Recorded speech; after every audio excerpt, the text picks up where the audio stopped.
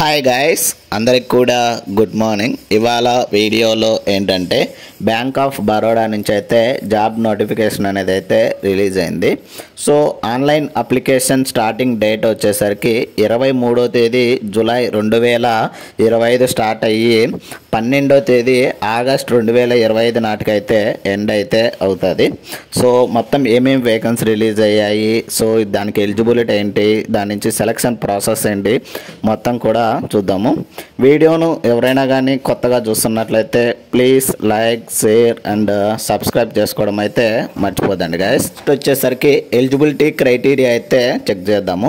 So మనకు వచ్చేసరికి age limit కానీ ఎడ్యుకేషనల్ క్వాలిఫికేషన్ కానీ 1 జూలై 2025 అయితే కౌంట్ అయితే చేస్తున్నారు.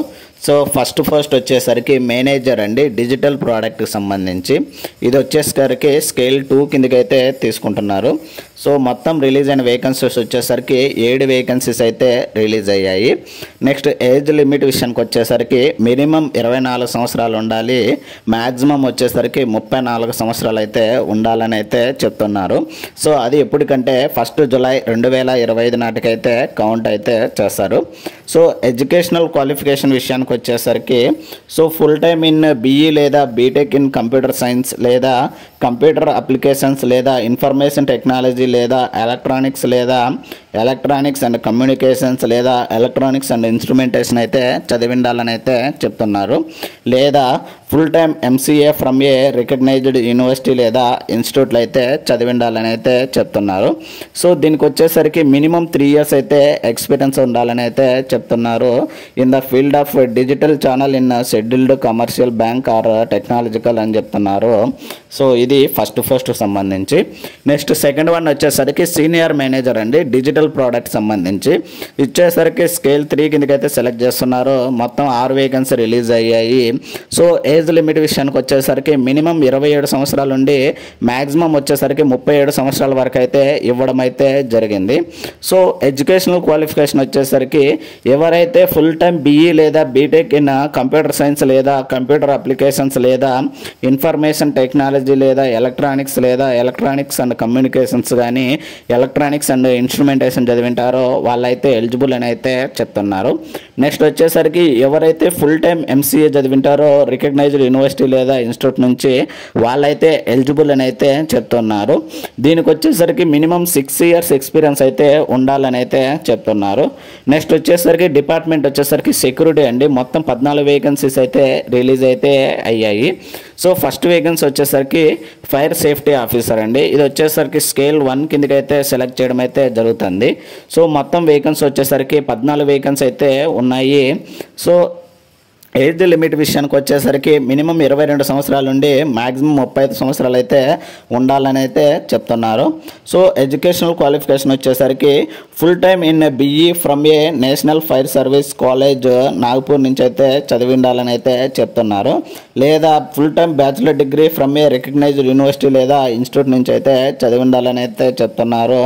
And graduate from institute of fire engineer India, institute of fire engineering UK అయితే ఇవ్వడం జరిగింది. లేదా full time bachelor degree from a recognized university నుంచి అయితే చదివి ఉండాలని అయితే చెప్తున్నారు. సో ఈ కాంపోజిషన్లో ఏంటంటే మినిమం 1 year ఎక్స్పీరియన్స్ ఉండాలని చెప్తున్నారు. సో అదే ఇక్కడ వచ్చేసరికి మినిమం 3 years ఎక్స్పీరియన్స్ అయితే ఉండాలని అయితే చెప్పడం అయితే జరుగుతుంది. నెక్స్ట్ వచ్చేసరికి మేనేజర్ ఇన్ఫర్మేషన్ సెక్యూరిటీ అండి, ఇది వచ్చేసరికి స్కేల్ 2 ప్రకారం అయితే మనకైతే సెలెక్ట్ చేయడం జరుగుతుంది. ఇది వచ్చేసరికి మొత్తం 4 వేకెన్సీ అయితే ఉన్నాయి. సో ఏజ్ లిమిట్ విషయానికి వచ్చేసరికి మినిమం 24 సంవత్సరాల నుండి సో మ్యాక్సిమం వచ్చేసరికి 34 సంవత్సరాల వరకు అయితే ఏజ్ లిమిట్ అనేది అయితే ఇవ్వడం జరిగింది.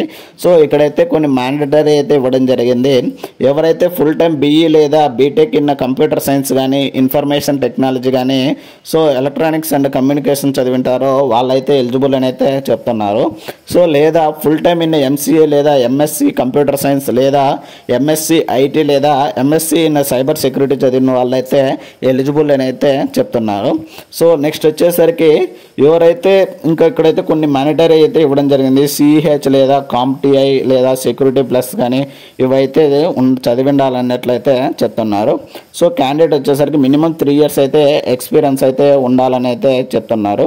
సో ఇంకోటి ఏంటంటే ఇక్కడ వచ్చేసరికి at least 1 year information security roles మీద అయితే ఎక్స్పీరియన్స్ ఉండాలని అయితే చెప్తున్నారు. సో నెక్స్ట్ 5th పోస్ట్ వచ్చేసరికి సీనియర్ మేనేజర్ ఇన్ఫర్మేషన్ సెక్యూరిటీ అని అయితే ఇవ్వడం జరిగింది. స్కేల్ 3 అండి. మొత్తం ఇవి వచ్చేసరికి 4 వేకెన్సీ అయితే రిలీజ్ అయ్యాయి. సో క్వాలిఫికేషన్ విషయానికి వచ్చేసరికి మినిమం 27 సంవత్సరాల నుండి మ్యాక్సిమం వచ్చేసరికి 37 సంవత్సరాల వరకు అయితే ఏజ్ లిమిట్ అనేది అయితే ఇవ్వడం జరిగింది. సో ఎడ్యుకేషనల్ క్వాలిఫికేషన్ వచ్చేసరికి ఫుల్ టైమ్ ఇన్ బీఈ లేదా బీటెక్ ఇన్ కంప్యూటర్ సైన్స్ లేదా ఇన్ఫర్మేషన్ టెక్నాలజీ లేదా ఎలక్ట్రానిక్స్ అండ్ కమ్యూనికేషన్ అయితే చదివి ఉండాలని అయితే చెప్తున్నారు. లేదా ఫుల్ టైమ్ ఇన్ ఎంసీఏ లేదా ఎంఎస్సి ఇన్ కంప్యూటర్ సైన్స్ లేదా ఎంఎస్సి ఐటీ లేదా ఎంఎస్సి ఇన్ సైబర్ సెక్యూరిటీ అయితే చదివి ఉండాలని అయితే చెప్తున్నారు. సో దీంతోపాటు ఏంటంటే మ్యాండేటరీ సర్టిఫికేట్స్ అయితే ఉండాలంట.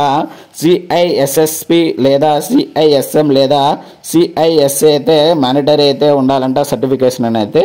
సో దీనికి వచ్చేసరికి మినిమం 6 years ఎక్స్పీరియన్స్ అయితే ఉండాలని అయితే చెప్తున్నారు. సో నెక్స్ట్ 6వ పోస్ట్ వచ్చేసరికి చీఫ్ ఇన్ఫర్మేషన్ సెక్యూరిటీ అండి. సో ఇది వచ్చేసరికి స్కేల్ 4 అండి. సో మొత్తం మనకు రిలీజ్ అయింది వచ్చేసరికి 2 వేకెన్సీ అయితే రిలీజ్ అయ్యాయి. సో మినిమం 30 సంవత్సరాలు ఇచ్చి మ్యాక్సిమం వచ్చేసరికి 40 సంవత్సరాలు అయితే ఏజ్ లిమిట్ అనేది అయితే ఇవ్వడం అయితే జరిగింది. సో ఎడ్యుకేషనల్ క్వాలిఫికేషన్ వచ్చేసరికి ఫుల్ టైమ్ ఇన్ బీఈ లేదా బీటెక్ ఇన్ కంప్యూటర్ సైన్స్ లేదా ఇన్ఫర్మేషన్ టెక్నాలజీ లేదా ఎలక్ట్రానిక్స్ అండ్ కమ్యూనికేషన్స్ అయితే చదివి ఉండాలని అయితే చెప్తున్నారు. లేదా ఫుల్ టైమ్ ఎంసీఏ లేదా ఎంఎస్సి కంప్యూటర్ సైన్స్ లేదా ఎంఎస్సి ఐటీ లేదా ఎంఎస్సి ఇన్ సైబర్ సెక్యూరిటీ అయితే చదివి ఉండాలని అయితే చెప్తున్నారు.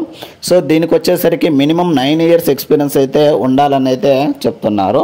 సో నెక్స్ట్ వచ్చేసరికి ఇన్ఫర్మేషన్ టెక్నాలజీ అండి. ఇవి వచ్చేసరికి 4 వేకెన్సీస్ అయితే ఉన్నాయి. సో ఫస్ట్ వచ్చేసరికి మేనేజర్ అండి, స్టోరేజ్ అడ్మినిస్ట్రేటర్ అండ్ బ్యాకప్ అండి. సో ఇవి వచ్చేసరికి స్కేల్ 2 కింద అయితే తీసుకుంటున్నారు. మొత్తం వేకెన్సీ రిలీజ్ అయింది, 2 వేకెన్సీ రిలీజ్ అయ్యాయి. సో మినిమం 24 సంవత్సరాల నుండి మ్యాక్సిమం 34 సంవత్సరాల వరకు అయితే ఏజ్ లిమిట్ అనేది అయితే ఇవ్వడం జరిగింది. సో ఎడ్యుకేషనల్ క్వాలిఫికేషన్ విషయానికి వచ్చేసరికి ఫుల్ టైమ్ ఇన్ బీఈ లేదా బీటెక్ ఇన్ కంప్యూటర్ సైన్స్ లేదా ఇన్ఫర్మేషన్ టెక్నాలజీ లేదా ఎలక్ట్రానిక్స్ అండ్ కమ్యూనికేషన్స్ అయితే చదివి ఉండాలని అయితే చెప్తున్నారు. సో దీనికి వచ్చేసరికి మినిమం 3 years అయితే ఎక్స్పీరియన్స్ ఉండాలని అయితే చెప్తున్నారు in the field of so based on this position బట్టి. సో నెక్స్ట్ వచ్చేసరికి senior manager storage administrator and backup అండి. సో ఇది వచ్చేసరికి స్కేల్ 3 అండి. సో మొత్తం రిలీజ్ అయింది వచ్చేసరికి 2 వేకెన్సీ రిలీజ్ అయ్యాయి. సో మినిమం 27 సంవత్సరాల నుండి మ్యాక్సిమం 37 సంవత్సరాల వరకు అయితే ఏజ్ లిమిట్ అనేది అయితే ఉండాలని అయితే చెప్తున్నారు. బీఈ లేదా బీటెక్ ఇన్ కంప్యూటర్ సైన్స్ లేదా ఇన్ఫర్మేషన్ టెక్నాలజీ లేదా ఎలక్ట్రానిక్స్ అండ్ కమ్యూనికేషన్ చదివింటారో వాళ్ళైతే ఎలిజిబుల్ అని అయితే చెప్తున్నారు. సో ఇక్కడైతే ప్రిఫర్డ్ అయితే సర్టిఫికేట్ అయితే ఉండాలంట. సిఎస్ఎన్ఈ సర్టిఫికేట్ అయితే ఉన్నట్లయితే మిమ్మల్ని అయితే ప్రిఫరెన్స్ ఇస్తామని అయితే చెప్తున్నారు. మినిమం 6 years ఎక్స్పీరియన్స్ ఉండాలంటే టెక్నికల్గా అండ్ ఐటీ ఎక్స్పీరియన్స్ వచ్చేసరికి 3 years experience in the field of storage backup అని అయితే చెప్తున్నారు. సో ఇక్కడ వచ్చేసరికి కొన్ని రోల్స్ అండ్ రెస్పాన్సిబిలిటీస్ అయితే ఇవ్వడం జరిగింది. సో మొత్తం మనకు రిలీజ్ అయింది వచ్చేసరికి ఇక్కడ వన్స్ అగైన్ ఇక్కడ చెక్ చేయొచ్చు. So reservation wise vacancy details అయితే ఇవ్వడం జరిగింది.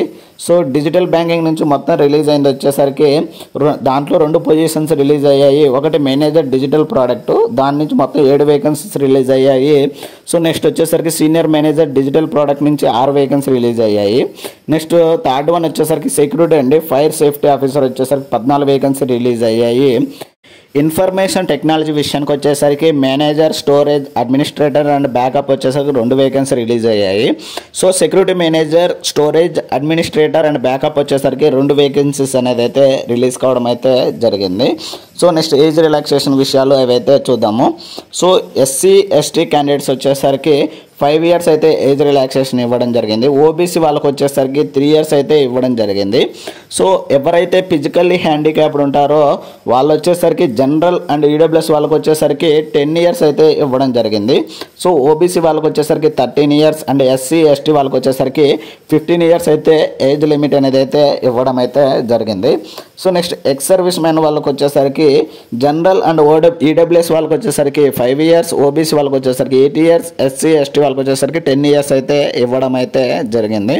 So persons affected by 1984 rights ప్రకారం అయితే సో వాళ్ళకైతే 5 ఇయర్స్ అయితే ఇవ్వడం అయితే జరిగింది. సో నెక్స్ట్ అప్లికేషన్ ఫీజు విషయానికి వచ్చేసరికి సో ఎవరైతే జనరల్ ఈడబ్ల్యూఎస్బిసి క్యాండిడేట్స్ ఉంటారో వాళ్ళకు వచ్చేసరికి 850 rupees plus applicable taxes plus payment gateway charges అయితే ఉంటాయంట. సో దాన్ని బట్టి మొత్తం అమౌంట్ అయితే యాడ్ అవుతుంది అనుకుంటా. Next SC ST physically handicapped ex service man and womens వచ్చేసరికి సో 175 రూపాయల fee plus application taxes plus payment gateway charges అయితే ఉంటాయని అయితే చెప్తున్నారు. సో ఇవి వచ్చేసరికి పేమెంట్ వన్స్ పేమెంట్ చేసిన తర్వాత ఇవి వచ్చేసరికి నాన్ రీఫండబుల్ అని అయితే క్లియర్గా చెప్తున్నారు. సో ఇది వచ్చేసరికి మనం ఆన్లైన్ ద్వారా అయితే సబ్మిట్ చేయాలి, ఎగ్జామ్ కూడా ఆన్లైన్ టెస్ట్ అనేది అయితే ఉంటుందని అయితే చెప్తున్నారు. సో లొకేషన్ ఇన్ పోస్టింగ్ వచ్చేసరికి డీటెయిల్స్ అయితే ఇవ్వడం అయితే జరిగింది దాని గురించి అయితే. సో బ్రాంచ్ ఆఫీస్ వచ్చేసరికి బ్యాంక్ ఆఫ్ బరోడా నుంచి ఇవ్వడం జరిగింది. సో ప్రొబేషన్ పీరియడ్ వచ్చేసరికి 12 months అండి, అంటే 1 year అయితే ఇవ్వడం అయితే జరిగింది. సో నెక్స్ట్ ఎలిజిబిలిటీ క్రైటీరియా అయితే ఇవ్వడం జరిగింది, ఇక్కడ నేషనాలిటీ ఇవ్వడం జరిగింది. అది వచ్చేసరికి 1 July 2025 ప్రకారం అయితే కౌంట్ అయితే చేస్తామని అయితే చెప్తున్నారు. నెక్స్ట్ సెలక్షన్ ప్రొసీజర్ వచ్చేసరికి ఫస్ట్ అయితే మనకైతే ఆన్లైన్ టెస్ట్ అనేది అయితే ఉంటుంది. ఆన్లైన్ టెస్ట్ తర్వాత మనకైతే సో మేబీ గ్రూప్ డిస్కషన్ కానీ ఇంటర్వ్యూ కానీ కండక్ట్ చేయడం అయితే జరుగుతుంది. సో ఫస్ట్ ఈ ఆన్లైన్ టెస్ట్కి వచ్చేసరికి సిలబస్ వచ్చేసరికి ఫస్ట్ రీజనింగ్ నుంచి 25 క్వశ్చన్లు అడుగుతాడు, 25 మార్కులు అండి. సో ఎగ్జామ్ అనేది వచ్చేసరికి బైలింగ్వల్ అంటే ఇంగ్లీష్ లేదా హిందీలో ఉంటుంది. నెక్స్ట్ సెకండ్ వన్ వచ్చేసరికి ఇంగ్లీష్ కాంప్రహెన్షన్ అండి. సో 25 క్వశ్చన్స్ ఉంటాయి, 25 మార్కులకి. సో ఎగ్జామ్ వచ్చేసరికి ఇంగ్లీష్లో ఉంటుంది. నెక్స్ట్ వచ్చేసరికి క్వాంటిటేటివ్ యాప్టిట్యూడ్ అండి, 25 క్వశ్చన్స్ ఉంటాయి, 25 మార్కులకి. సో ఎగ్జామ్ వచ్చేసరికి ఇంగ్లీష్ అండ్ హిందీలో ఉంటుంది. నెక్స్ట్ ఫోర్త్ వన్ వచ్చేసరికి ప్రొఫెషనల్ నాలెడ్జ్ 75 క్వశ్చన్స్ ఉంటాయి, 150 మార్కులకి అండి. ఒక్కొక్క క్వశ్చన్కి వచ్చి 2 మార్కులకి. సో ఇది వచ్చేసరికి సో దీనికి వచ్చే టైం వచ్చి 75 minutes. ఎగ్జామ్ వచ్చేసరికి హిందీ అండ్ ఇంగ్లీష్లో ఉంటుంది. సో పైన ఈ రీజనింగ్ ఇంగ్లీష్ అండ్ యాప్టిట్యూడ్ వచ్చేసరికి 75 మార్క్స్ అండి.